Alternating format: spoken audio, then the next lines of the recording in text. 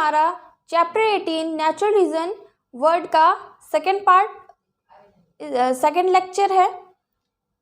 इस लेक्चर में हम पढ़ेंगे सवाना और ट्रॉपिकल ग्रासलैंड के बारे में, इसके लोकेशन के बारे में, इसके क्लाइमेट, यहाँ का नेचुरल वेजिटेशन कैसा है, एनिमल्स लाइफ कैसी है और ह्यूमन एडेप्टेशन कैसा है, ये हम इस लेक्चर में पढ़ेंगे।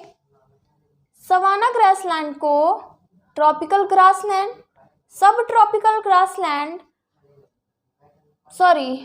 सवाना को ट्रॉपिकल ग्रासलैंड भी कहते हैं और क्या कहते हैं, ट्रॉपिकल वुडलैंड, सब ट्रॉपिकल वुडलैंड और टेम्परेट वुडलैंड भी हम इसे कहते हैं। ट्रॉपिकल ग्रासलैंड, सब ट्रॉपिकल ग्रासलैंड और टेम्परेट ग्रासलैंड भी हम सवाना को कहते हैं। इसकी लोकेशन क्या है, extends between 7 degree north to 20 degree north and 7 degree south to 20 degree south. ये अर्थ है, ये इक्वेटर है, ये 7 डिग्री है नॉर्थ का और ये 20 डिग्री है नॉर्थ का ये एरिया, और यहाँ पर ये 7 डिग्री साउथ है और ये 20 डिग्री साउथ है।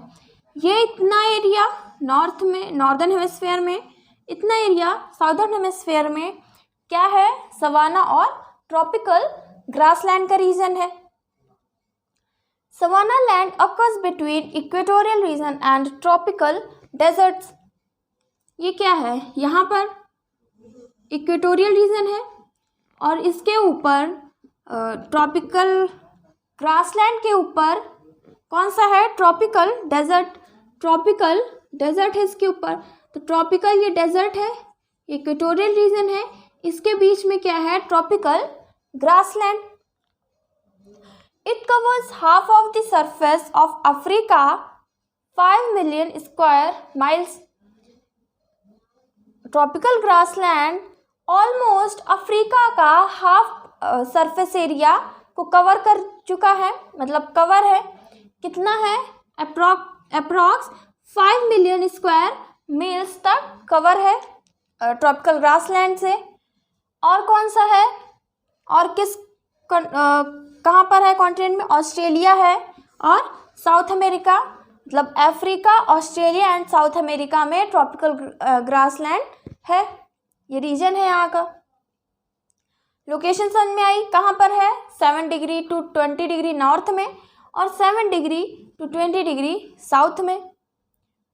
इसका जो रीजन है ये इक्वेटोरियल रीजन और ट्रॉपिकल डेजर्ट के बीच में है। कहाँ कहाँ पर है, अफ्रीका में, ऑस्ट्रेलिया एंड साउथ अमेरिका में। सबसे ज़्यादा कहाँ पर है, अफ्रीका में। ऑलमोस्ट अफ्रीका का हाफ सरफेस एरिया कवर किया हुआ है ट्रॉपिकल ग्रासलैंड। ये लोकेशन थी। अब हम क्लाइमेट देखते हैं इसका कैसा है। देखते हैं सवाना और ट्रॉपिकल ग्रासलैंड का, वहाँ का क्लाइमेट कैसा है। ट्रॉपिकल ग्रासलैंड और सवाना ग्रासलैंड कि जो क्लाइमेट है उसे हम सुडान क्लाइमेट कहते हैं। क्या कहते हैं, सुडान क्लाइमेट। क्लाइमेट नोन है सुडान क्लाइमेट। सवाना ग्रासलैंड का जो क्लाइमेट है उसे हम सुडान क्लाइमेट कहते हैं। Climate are hot summers, cool and dry winters and moderate annual rainfall. Savanna grassland में बहुत ज़्यादा गर्मी भी होती है, बहुत ज़्यादा ठंडी भी होती है और एनुअल रेनफॉल भी, मॉडरेट एनुअल रेनफॉल मतलब बहुत ज़्यादा रेनफॉल भी नहीं होती और बहुत कम रेनफॉल भी नहीं होती है। Annual range of temperature increases with distance from the equator. जैसे हम इक्वेटर से दूर जाएंगे, ये अर्थ है, ये इक्वेटर है, इक्वेटर में क्या हो रहा था, जो एनुअल रेंज का डिफरेंस है वो कितना था, 8 डिग्री सेल्सियस था इक्वेटोरियल रीजन में। हम ये यहाँ इतने एरिया में क्या है, सवाना ग्रासलैंड है। हम इक्वेटर से, ये इक्वेटर रीजन है, इक्वेटर से जितना हम दूर जाएंगे उतना एनुअली जो रेंज है वो इंक्रीज होता जाएगा। कैसे, अब यहाँ पर है इक्वेटर रीजन में 8 डिग्री सेल्सियस एनुअल रेंज था अप्रॉक्स 8 डिग्री सेल्सियस। अब हम और आगे जाएंगे, क्या होगा, यहाँ पे गर्मी भी होगी, बहुत ज़्यादा ठंडी भी होगी, यहाँ पर क्या है, समर भी है, कूल भी है, कोल्ड भी, बहुत ज़्यादा गर्मी भी हो रही है, बहुत ठंडी भी हो रही है। इस वजह से यहाँ का जो एनुअल होगा, एनुअल टेम्परेचर होगा वो 5 डिग्री से 15 डिग्री सेल्सियस का डिफरेंस है। एनुअल रेंज जो है उसका डिफरेंस कितना है, 5 degree Celsius to 15 degree Celsius. Annual range क्या है, इसके पहले लेक्चर में भी हम पढ़ चुके हैं। क्या है, किसी मंथ में, उस मंथ में जिसमें सबसे ज़्यादा हाईएस्ट टेम्परेचर हो, हाईएस्ट टेम्परेचर कितना हुआ हो, कोई भी टेम्परेचर मान लीजिए हाईएस्ट टेम्परेचर है 45 डिग्री सेल्सियस, और जो सबसे लोवेस्ट टेम्परेचर होगा वो मानिए 30 डिग्री सेल्सियस है। ठीक है, तो डिफरेंस कितना हुआ, 15 डिग्री सेल्सियस हुआ। यही क्या है, annual range. Margin of equatorial region get highest rainfall then and tropical desert the lowest. इधर क्या है, ये इक्वेटोरियल रीजन है, ये सवाना ग्रासलैंड है। सवाना ग्रासलैंड के ऊपर ये क्या है, डेजर्ट है, ट्रॉपिकल डेजर्ट एरिया है। अब हम पहले भी पढ़ चुके हैं कि इक्वेटोरियल रीजन में बहुत ज़्यादा रेनफॉल होती है, बहुत ज़्यादा रेनफॉल होती है। इस वजह से जो ये आसपास का एरिया है, ये जो मार्जिन है इक्वेटोरियल रीजन के पास जो एरिया होगा सवाना ग्रासलैंड का, वहाँ पर बारिश होगी, ज़्यादा रेनफॉल होगी। किससे, ये डेजर्ट की तरफ, जैसे जैसे हम डेजर्ट की तरफ जाएंगे वैसे रेनफॉल कम होती जाएगी। समझ में आ रहा है, मतलब क्या है कि डेजर्ट की तरफ जो एरिया होगा सवाना ग्रासलैंड का जिससे अटैच है, वहाँ पर रेनफॉल कम होगी। किससे, इक्वेटोरियल मार्जिन में जो रीजन है सवाना ग्रासलैंड का, उससे रेनफॉल काफ़ी कम होगी। समझ में आ रहा है। सवाना और ट्रॉपिकल ग्रासलैंड के क्लाइमेट को क्या कहते हैं, सुडान क्लाइमेट कहते हैं। वहाँ का क्लाइमेट हॉट समर भी है, कूल एंड ड्राई विंटर्स भी है, मॉडरेट एनुअल रेनफॉल भी है। और जो एनुअल रेंज है, एनुअल रेंज कितनी है, 5 degree Celsius to 15 degree Celsius. और क्या है नेक्स्ट, हाईएस्ट रेनफॉल, जो इक्वेटोरियल रीजन के पास जो रीजन है सवाना ग्रासलैंड का, वहाँ पर हाईएस्ट रेनफॉल होगी। किससे, जो डेजर्ट रीजन से अटैच है सवाना ग्रासलैंड का रीजन एरिया, उससे वहाँ पर बहुत कम रेनफॉल होगी। किससे, इक्वेटोरियल रीजन के कंपैरिजन में। समझ में आ रहा। हम नेक्स्ट पॉइंट देखते हैं क्लाइमेट के।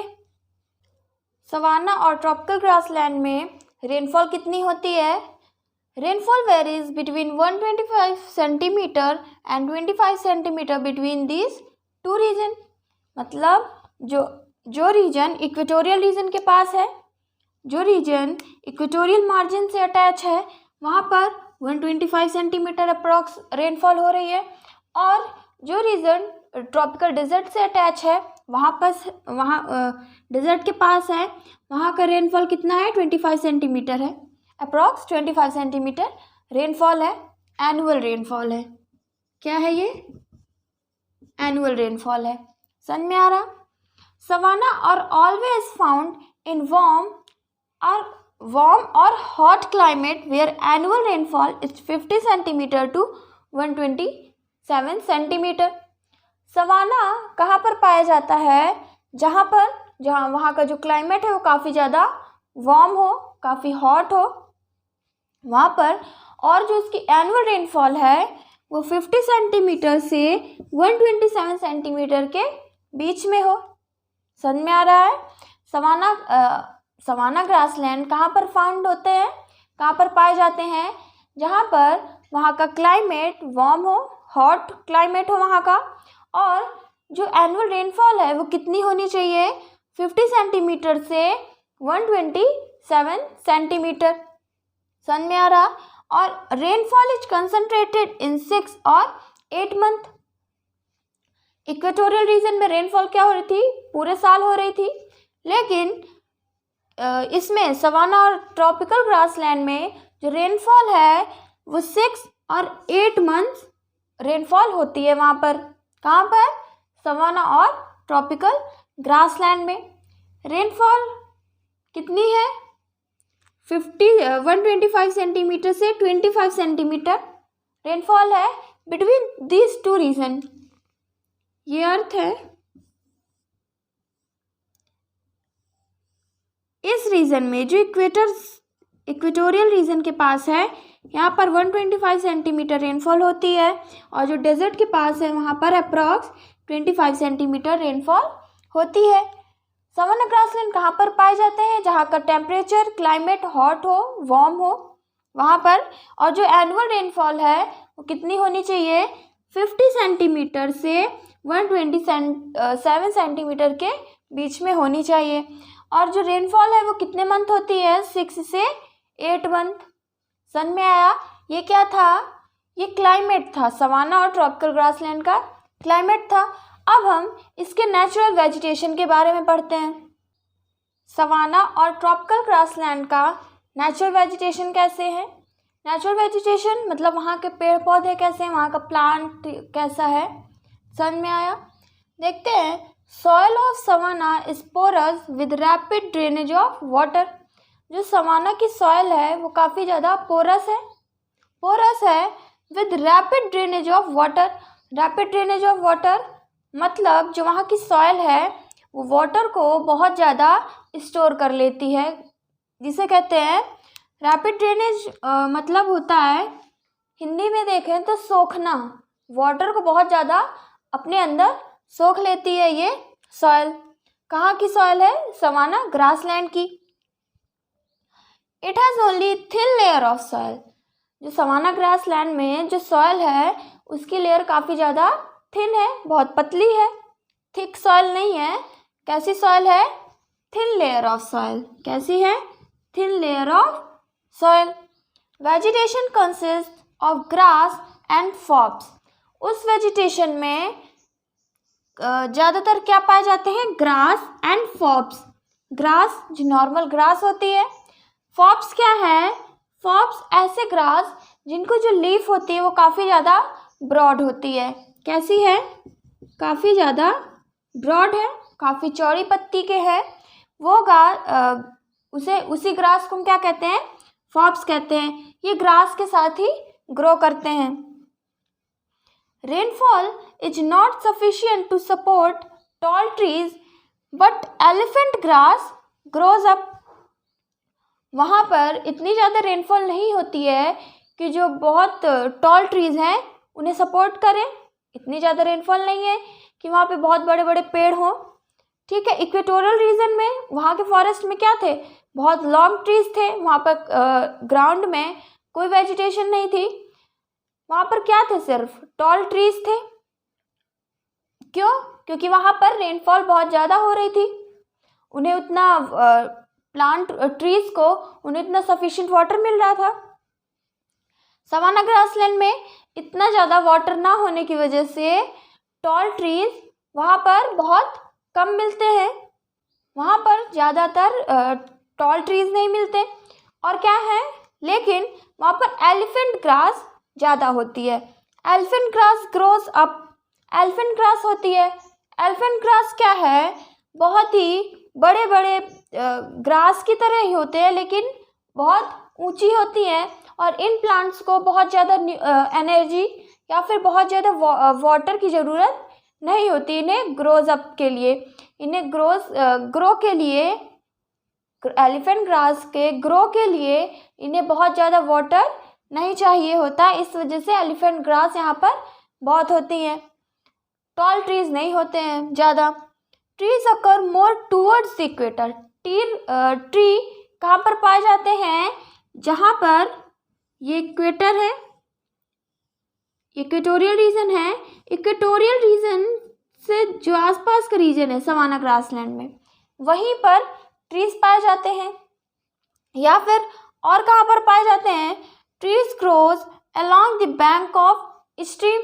बैंक ऑफ स्ट्रीम मतलब रिवर है, रिवर है या फिर कोई भी रिवर है, लेक है, पॉन्ड है, कुछ भी है, तो उसके जो साइड में, वहाँ पर रिवर है, वहाँ पर पानी बहुत ज़्यादा है, तो उसके साइड में, ये रिवर है, ये इसके साइड में, बैंक में, किनारे में क्या होंगे, ट्रीज यहाँ पर ग्रो करेंगे। क्यों? क्योंकि यहाँ पर इन्हें सफिशिएंट वाटर मिल रहा है। Trees are of broad leaved variety and flat topped of umbrella shaped. यहाँ पर जो ट्रीज पाए जाते हैं वो कैसे पाए जाते हैं, अम्ब्रेला शेप्ड में। इनकी जो लीफ होती है काफ़ी ज़्यादा ब्रॉड होती है, काफ़ी चौड़ी पत्ती होती है इस ट्रीज की। और क्या है, flat topped of umbrella shaped, flat topped और अम्ब्रेला शेप्ड, मतलब यहाँ के जो ट्रीज हैं, बहुत जगह ट्रीज ऐसे होते हैं या फिर काफ़ी लंबे लंबे होते हैं, ठीक है, लेकिन यहाँ का जो ट्री है वो कैसा है, अम्ब्रेला के शेप्ड में, इस शेप में है, फ्लैट है। समझ में आ रहा है? जो कैनोपी है वो क्या है, फ्लैट है। समझ में आ गया? ये क्या थी, नेचुरल वेजिटेशन। वहाँ की सॉइल कैसी है, पोरस है, और drainage water, rapid drainage water, वो सॉइल काफ़ी ज़्यादा पानी को स्टोर करती है। स्टोर कहने का मतलब पानी को बहुत ज़्यादा सोख लेती है। सॉइल की जो लेयर है वो काफ़ी थिन है, और क्या है, वहाँ पर ग्रास और फॉब्स ग्रो करते हैं। नेक्स्ट है एलिफेंट ग्रास। बहुत टॉल ट्रीज बहुत नहीं पाए जाते हैं, लेकिन एलिफेंट ग्रास वहाँ पर ज़्यादा ग्रो होते हैं। और क्या है, ट्री कहाँ पर ग्रो करते हैं, इक्वेटर रीजन के आसपास का जो रीजन होगा सावना ग्रासलैंड का, वहाँ पर, और या तो बैंक ऑफ स्ट्रीम, किसी रिवर के बैंक में ट्री ग्रो करेंगे। और वहाँ की जो ट्री है उसकी लीफ कैसी है, ब्रॉड लीव्ड है, ब्रॉड लीव्ड है। और क्या है, अपर लेयर क्या है, कैनोपी, फ्लैट टॉप और अम्ब्रेला शेप। उसका जो टॉप है वो क्या है, फ्लैट है या फिर अम्ब्रेला के शेप में है। ये क्या थी, नेचुरल वेजिटेशन। अब हम देखते हैं एनिमल्स लाइफ। सवाना और ट्रॉपिकल ग्रासलैंड में एनिमल्स कौन कौन से हैं। हम पहले देख चुके हैं कि सवाना और ट्रॉपिकल ग्रासलैंड किस किस एरिया में फैला हुआ है, ठीक है, Africa, Australia, south America, Asia में, इन सब जगहों में। देखते हैं अफ्रीका में कौन कौन से एनिमल्स पाए जाते हैं।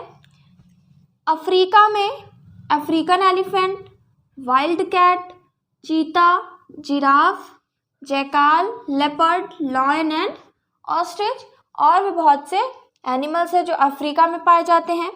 ऑस्ट्रेलिया में कौन कौन से हैं, kangaroo, pigeon, dove, parrot, finch, ठीक है। साउथ अमेरिका में rodents, rhea and deer. India में Asiatic water buffalo, Asian elephant, rhinoceros, tiger, Indian wolf, savanna nightjar. ये कहाँ पर पाए जाते हैं, इंडिया में, सवाना ग्रासलैंड का जो एरिया है। और म्यांमार और थाईलैंड में कौन कौन से एनिमल्स पाए जाते हैं, Asian elephant, Asiatic water buffalo, pygmy hog and tiger. ये क्या है, ये एच है, ठीक है। ये कुछ एनिमल्स हैं जो सवाना ग्रासलैंड में पाए जाते हैं। उस किस किस एरिया में कौन कौन से एनिमल्स हैं। अफ्रीका में कौन से हैं, अफ्रीकन एलिफेंट, वाइल्ड कैट, चीता, giraffe, jackal, leopard, lion, ostrich, और भी बहुत से एनिमल्स हैं। अफ्रीका में ग्रीन पिजन भी पाया जाता है। क्या है, ग्रीन पिजन, ठीक है। ऑस्ट्रेलिया में kangaroo, pigeon, dove, parrot, Finch etcetera, और भी बहुत से हैं। साउथ अमेरिका में रोडेंट्स, रिहा एंड डियर, ये एनिमल्स हैं जो साउथ अमेरिका में पाए जाते हैं।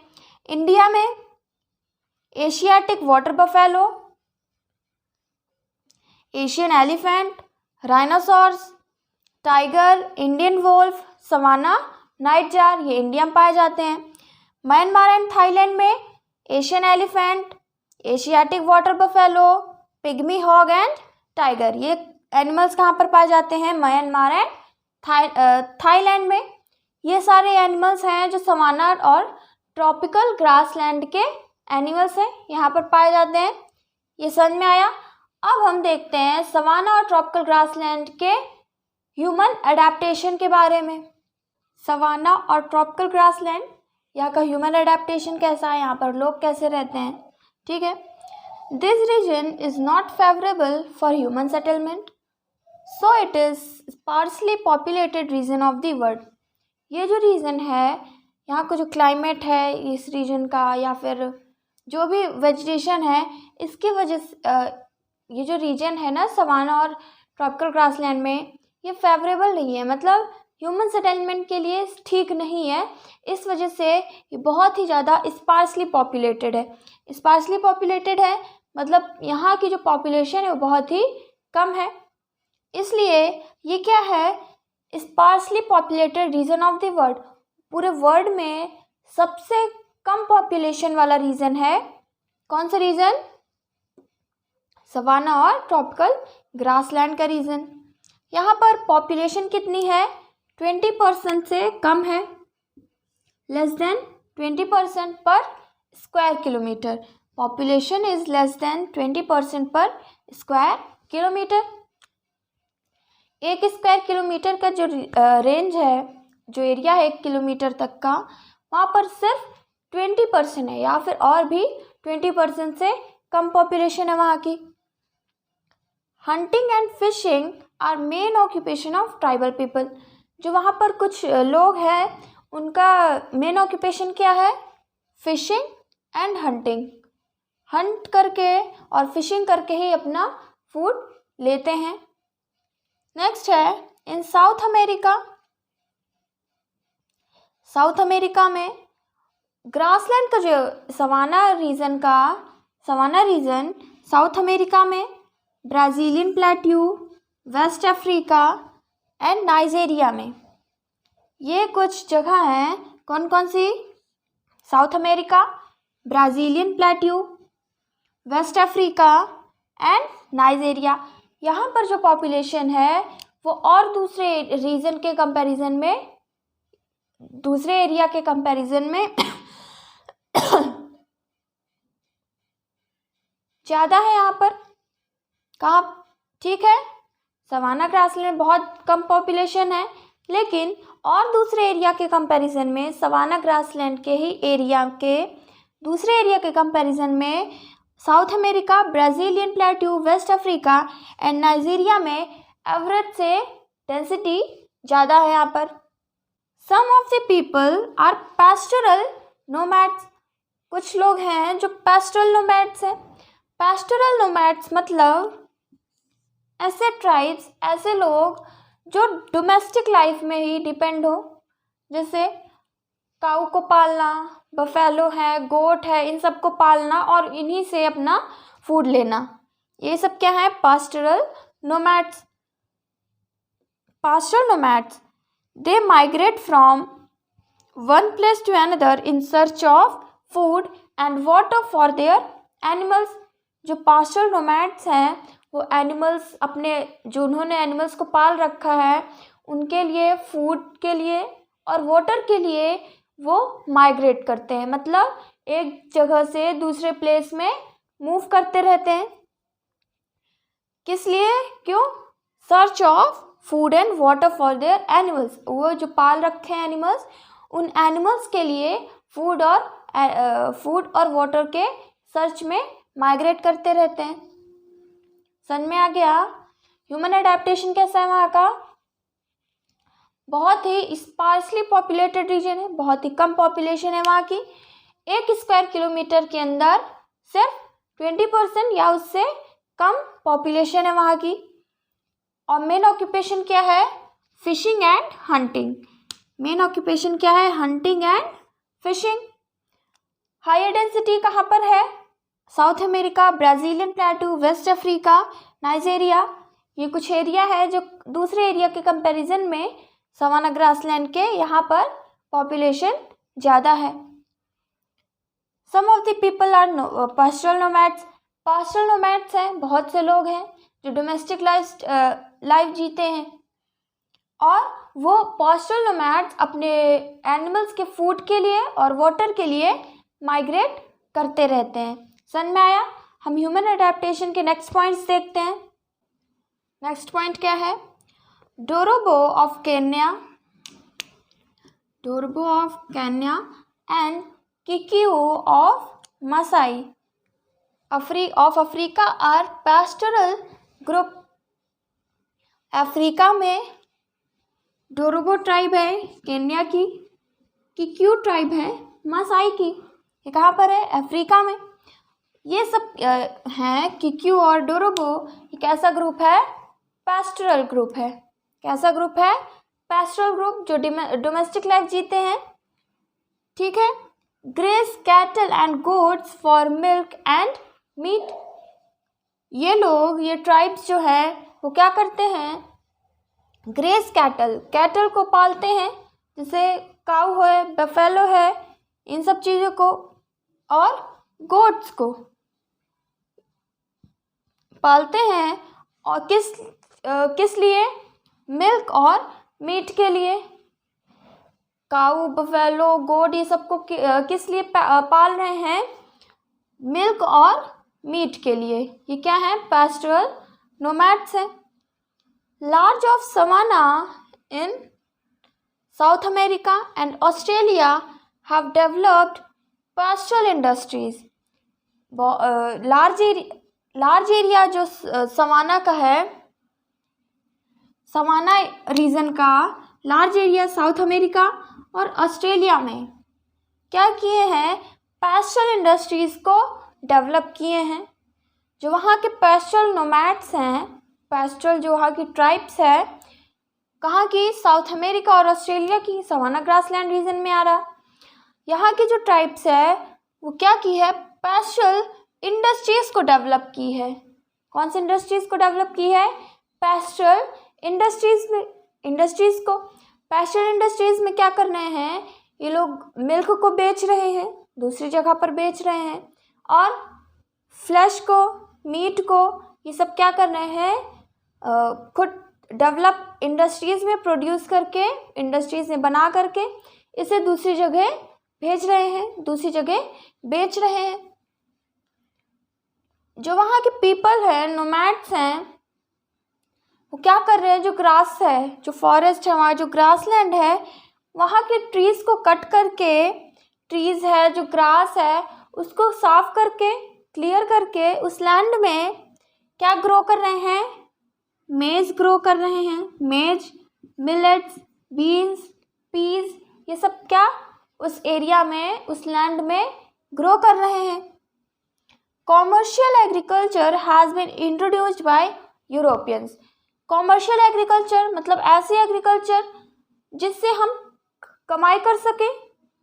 क्या है? ये सब ग्रो किए इस चीज़ को। पहले क्या था? ये सब ग्रो करें और अपने फूड के लिए अपने खा लेते थे। फिर क्या हुआ? जो यूरोपियंस है, इन्होंने क्या किया? इन सब को ग्रो करके दूसरी जगह बेचना शुरू कर दिया। ये क्या है? इन्होंने क्या इंट्रोड्यूस कर दिया? Commercial agriculture. एग्रीकल्चर कर रहे हैं किस पर्पस के लिए? इकोनॉमी के लिए, पैसा कमाने के लिए। ठीक है। Europeans encouraged producing crops on large scale for export with the help of native people. Europeans बहुत से क्रॉप्स को प्रोड्यूस कर रहे हैं, काफ़ी लार्ज स्केल में एग्रीकल्चर कर रहे हैं। और ये एग्रीकल्चर किससे करवा रहे हैं? नेटिव पीपल से। जो यूरोप में जो नेटिव पीपल है, जो वहाँ की ट्राइब्स है, उनसे वर्कर की तरह उस फार्मिंग करवा रहे हैं। उनसे फार्मिंग करवा रहे हैं, वर्कर की तरह, लेबर की तरह। काफ़ी लार्ज स्केल में क्रॉप को प्रोड्यूस कर रहे हैं और फिर उसे एक्सपोर्ट कर रहे हैं। समझ में आया? एग्जाम्पल जैसे कॉटन इन सूडान। सूडान से कॉटन, सूडान में क्या है? कॉटन का एक्सपोर्ट करना, काफ़ी लार्ज स्केल में ग्रो करना एंड देन एक्सपोर्ट करना। जिम्बाब्वे में टोबैको, ब्राज़ील में कॉफ़ी और वेस्ट अफ्रीका में ग्राउंडनट। ये सब है जिन्हें बहुत ही लार्ज स्केल में ग्रो करके दूसरी जगह पर, दूसरे प्लेस में एक्सपोर्ट किया जा रहा है। क्या है? Cotton in Sudan, tobacco in Zimbabwe, coffee in Brazil and groundnut in West Africa. और भी बहुत से एरिया है। समझ में आया? क्या है? पास्चर ग्रुप कौन कौन से हैं सवाना और ट्रॉपिकल ग्रासलैंड के? Dorobo of Kenya and Kikuyu of Maasai. ये कहाँ के हैं? अफ्रीका के। ये क्या कर रहे हैं? कैटल को और गोट्स को ग्रेस कर रहे हैं, पाल रहे हैं। किस लिए? मिल्क और मीट के लिए।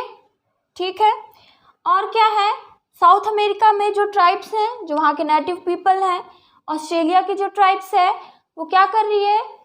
काफ़ी लार्ज एरिया में काफ़ी लार्ज प्रोडक्शन कर रहे हैं।